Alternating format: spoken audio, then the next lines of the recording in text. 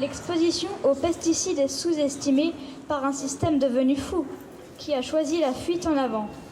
Quand un pesticide est interdit, 10 autres prennent sa place. Il y en a des milliers. Nous ne reconnaissons plus notre pays. Comme à chacun de ses rendez-vous mensuels, l'association Nous Voulons des Coquelicots lit l'appel de son fondateur, mais aussi recense ceux qu'elle a nommés les pisseurs de glyphosate, ces volontaires qui ont fait chiffrer le taux de pesticides contenus dans leurs urines en vue d'une action en justice. L'idée, c'est d'aboutir à l'interdiction des pesticides. Le glyphosate, c'est un marqueur parmi les pesticides.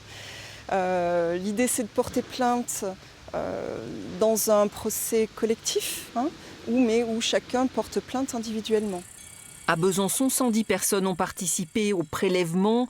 Tous avaient du glyphosate dans les urines, mais depuis, les chiffres ont été contestés, en particulier par la présidente de la FNSEA, le syndicat majoritaire chez les agriculteurs. La bataille judiciaire ne fait que commencer. Toutes les analyses, ces 5400 analyses, ont été faites dans le même laboratoire, qui est en Allemagne, et qui a été choisi pour sa fiabilité, d'une part, et puis parce qu'il détecte le taux le plus faible de pesticides, qui est de l'ordre de 0,075 nanogrammes par millilitre. À titre de comparaison, le taux le plus faible que nous on ait obtenu, c'est 0,4. Les tribunaux seront donc chargés de dire s'il y a eu mise en danger de la vie d'autrui, atteinte à l'environnement et tromperie aggravée.